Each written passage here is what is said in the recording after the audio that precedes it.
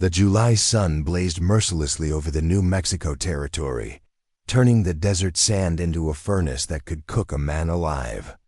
Billy McCarty, barely 19 but already known across 3 territories as Billy the Kid, guided his horse through the endless expanse of cacti and mesquite. His weathered hat cast a shadow over piercing blue eyes that had seen more violence than most men twice his age. The desert stretched endlessly before him, a canvas of burnt orange and deep red that spoke of ancient waters and forgotten dreams. Billy had been riding for 2 days straight, heading toward Lincoln County with nothing but hardtack and warm water to sustain him. The silence was absolute, broken only by the rhythmic clip-clop of his horse's hooves and the occasional cry of a circling hawk. Then he heard it. Woman's scream cutting through the desert, air like a blade. Billy's hand instinctively moved to the Colt .45 at his hip as he spurred his horse toward the sound. Cresting a small rise, he saw them, 4 rough-looking men surrounding a young woman, beside an overturned stagecoach. The woman, probably no more than 17, had torn dress sleeves and dirt streaking her pale face. Her dark hair had come loose from its pins, flowing over her shoulders as she backed against the coach's wreckage. "Please, I'm telling you the truth," she cried, her voice carrying a refined Eastern accent that seemed foreign in this brutal landscape. "My father will pay whatever ransom you demand." The largest of the men, a bearded brute with a scar running from his left ear to his chin, laughed harshly. "Ain't about ransom no more, missy. Boss wants you married to his boy by Sunday, willing or not." Billy dismounted silently, using the desert brush as cover.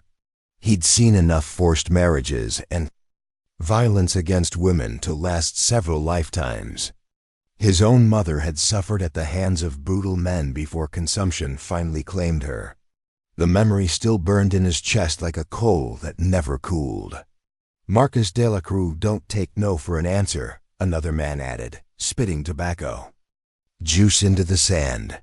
"Your daddy should have thought twice before refusing his business partnership." The woman Sarah, Billy heard them call her, lifted her chin defiantly despite the terror in her dark eyes.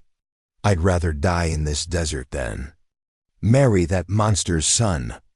"That can be arranged," Scarface growled. Reaching for her arm, Billy stepped out from behind a large barrel cactus, his Colt already drawn and steady. "I wouldn't do that if I were you, friend." The 4 men spun around, their hands moving toward their weapons. Billy's reputation had spread far enough that most sensible outlaws recognized him on sight. The kid who'd killed his first man at 14 and never looked back. "Billy the Kid," Scarface whispered, his hand frozen halfway to his gun. "This ain't your business, boy." "See, that's where you're wrong," Billy replied, his voice calm as winter morning.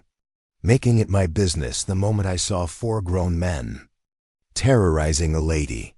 The tension in the air was thick enough to cut with a knife. Sarah pressed herself against the overturned coach, her eyes wide as she watched the deadly tableau unfold before her. "Walk away, kid," the scarred man tried again. "Marcus de la Cruz got deep pockets and a long reach. You don't want that kind of trouble." Billy's blue eyes never wavered from his targets. "Trouble seems to find me whether I want it or not. Now you boys have 2 choices, mount up and ride out, or I start shooting. Either way, the lady stays here with me." The desert wind picked up, swirling sand around their feet and adding an ominous whistle to the standoff. Billy could see the calculation in the men's eyes, 4 against 1, but they all knew his reputation. Fast as lightning and deadly accurate. The moment stretched like a taut rope ready to snap. Then Scarface made his move. The gunfight lasted less than 10 seconds, but those seconds would echo across the territory for months to come. Billy's Colt spoke 4 times in rapid succession, each shot precise and final.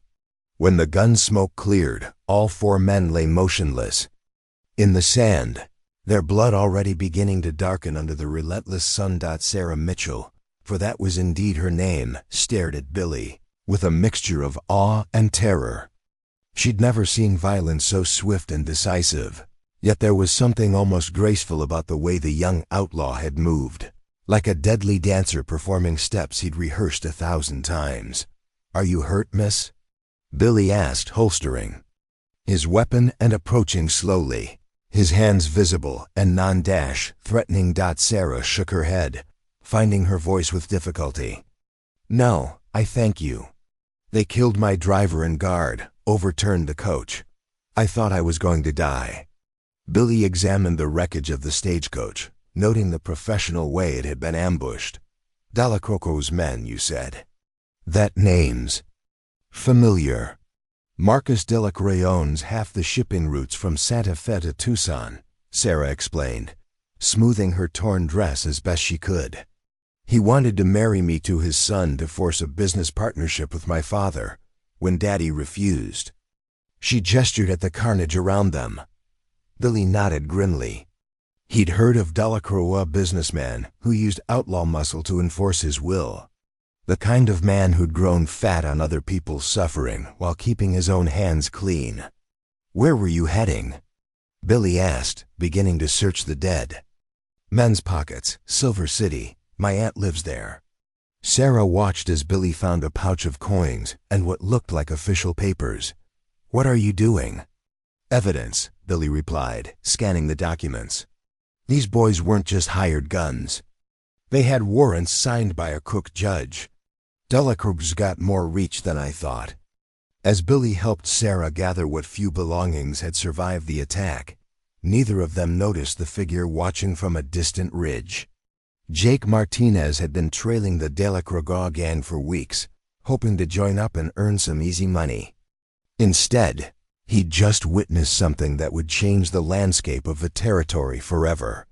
Jake spurred his horse toward the nearest town, a ramshackle collection of buildings called Broken Creek, where outlaws, drifters, and desperate men gathered to share news and plan their next moves. By nightfall, he was holding court in the saloon, his voice growing more animated with each retelling. "I'm telling you boys, I saw it with my own eyes," Jake declared, whiskey making his words slur slightly. Billy the Kid took on 4 of Delacroix's best gun hands, 4, and dropped them all faster than you could blink. The gathered men, a mixture of small-time thieves, cattle rustlers, and failed prospectors, leaned in closer. Stories of Billy the Kid were common currency in places like this, but this tale had a different flavor. "But here's the thing," Jake continued, lowering his voice conspiratorially. "He didn't do it for money or territory. Did it to save some innocent girl from being forced into marriage. Just stepped in because it was the right thing to do." An older outlaw named Red Thompson spat into the spittoon beside his chair. "Right thing to do? Hell, Jake, you've been drinking rotgut again. Ain't no such thing as right and wrong out here. Just quick and dead." "That's where you're wrong, Red," called out a voice from the saloon's entrance. All heads turned to see Tom Wilson, a notorious horse thief who'd been running from the law for 3 years. "I heard the same story from a trader coming up from the south." Word spreading fast. Billy the Kid's got principles. The room fell silent as men contemplated this notion. In a world where loyalty was bought and sold like bullets, the idea of someone with genuine principles was both appealing and terrifying. Principles. "Don't put food on the table," muttered a young man nursing a whiskey at the bar. "Maybe not," Tom replied, settling into a vacant chair. "But they might put us behind a leader worth following instead of just another boss who'd sell us out for the right price." By morning, riders were heading out from Broken Creek in all directions, carrying word of Billy's stand in the desert. The story grew, with each telling 4 men became 6, then 8. The rescue became more dramatic, the gunfight more spectacular. But the core remained the same. Billy the Kid had risked his life to protect an innocent woman, expecting nothing in return. Within 48 hours, the story had reached every outlaw camp, every saloon, every hideout between El Paso and Albuquerque. And with each telling, more men began to wonder, what would it be like to follow someone who actually stood for something? 3 days after the desert shootout, Billy and Sarah reached the outskirts of Silver City. The small mining town clung to the hillsides like a collection of wooden boxes scattered by a careless giant. Sarah's aunt, Martha Colton, welcomed them. With tears of relief and a loaded shotgun she only lowered after Sarah convinced her that Billy was her savior, not her captor. "Lord have mercy," Martha breathed, embracing her niece. "When the telegram came about the stagecoach attack, we feared the worst." Billy stood awkwardly in the doorway of the modest house, his hat in his hands.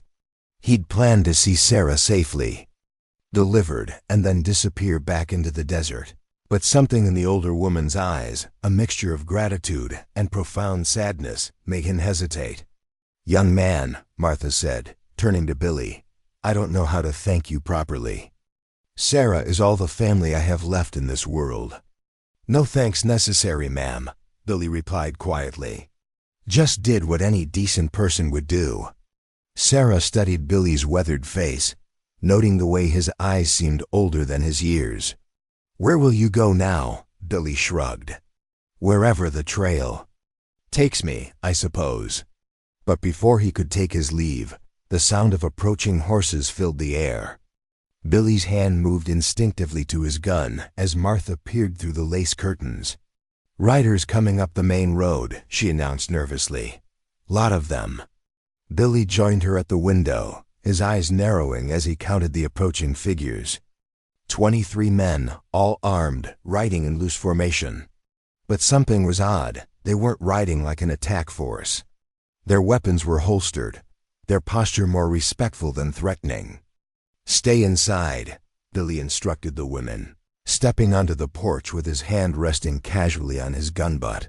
The lead rider, a grizzled man with silver-streaked hair and intelligent eyes, raised his hand in a gesture of peace as the group approached.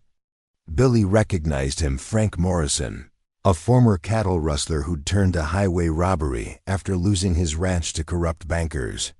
"Billy the Kid," Frank called out, his voice carrying respect rather than challenge. "We come in peace." "Got a proposition for you." "I'm listening," Billy replied cautiously. Frank dismounted, followed by several of his companions. Billy noticed that despite their rough appearance, they maintained a respectful distance and kept their hands well away from their weapons. "Word spread about what you did in the desert," Frank began. "How you stood up to Delacroix's men, saved that girl without asking for nothing in return. Hellboy, half the territory's talking about it." Billy remained silent, waiting for the real purpose of their visit to emerge. "See, we've been talking," Frank continued, gesturing to his companions. "Most of us been running wild for years, following whoever promised the biggest score or the easiest target. But watching decent folks get ground under the boot heel of men like Delacroix, well, it sits poorly with those of us who still remember what it's like to have principles." A younger man, probably around Billy's age, stepped forward. "Names: Danny Reeves. Lost my family's farm to Delacroix's business associates last year. Been looking for payback ever since, but never had the backing to take on someone that powerful." "What exactly are you proposing?" Billy asked. Frank's eyes grew serious. "We want you to lead us. Not in some wild rampage, but in something that matters. Help folks who can't help themselves. Stand up to the Delacroix of the world." "You're talking about vigilante justice," Billy observed. "I'm talking about real justice," Frank corrected. "The kind that don't come from corrupt judges and bought sheriffs. The kind that looks out for people like that girl you saved." Billy felt the weight of their collective gaze. These weren't just desperate men looking for easy money, they were offering something he'd never experienced before, the chance to be part of something larger than himself. "How many?" Billy asked quietly. Frank smiled. "Started with just my boys here, but word keeps spreading. Got confirmations from camps all over the territory. By my count, near 100 men ready to ride with you. Maybe more coming." The number staggered Billy. 100 armed men would make him one of the most powerful figures in the territory. capable of challenging even established authorities. But power had never been his goal. Survival had been enough. From inside the house, Sarah watched through the window as Billy considered the offer. She could see the conflict in his posture, the way he seemed to be wrestling with something much larger than a simple decision. What about supplies, ammunition, food for that many men? Billy asked practically.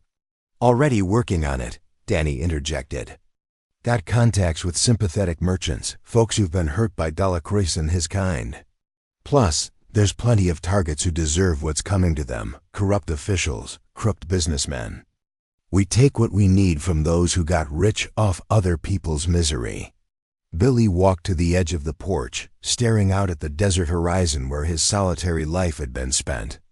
The offer represented everything he'd avoided: responsibility, leadership, the lives of others depending on his decisions.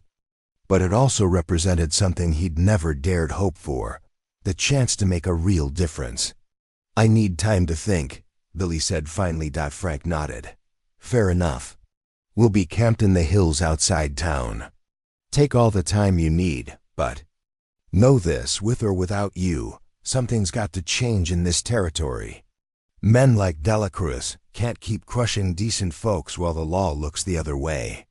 As the riders prepared to leave, Frank turned back one more time. Billy, you got a gift for inspiring people to be better than they are. Don't waste it. That evening, Billy sat on Martha Colton's porch, watching the sun paint the desert sky in shades of crimson and gold. The weight of Frank Morrison's offer pressed down on him like a physical burden. Sarah joined him, carrying 2 cups of coffee and settling into the chair beside him. Quite a decision you're facing, she said softly. Billy accepted the coffee gratefully. Never wanted to lead anybody. Spent most of my life just trying to stay alive and out of trouble. Yet trouble seems to find you anyway, Sarah observed. At least this way, you'd be choosing the kind of trouble you face. They sat in comfortable silence for a while, listening to the evening sounds of the small town settling into night. Finally, Sarah spoke again. In Philadelphia, where I grew up, I watched my father conduct business with men like Marcus Delacroix. They hide behind lawyers and contracts, but they're no different from common thieves. They just steal with papers instead of guns. Billy glanced at her, surprised by the bitterness in her voice. Your father's different, though.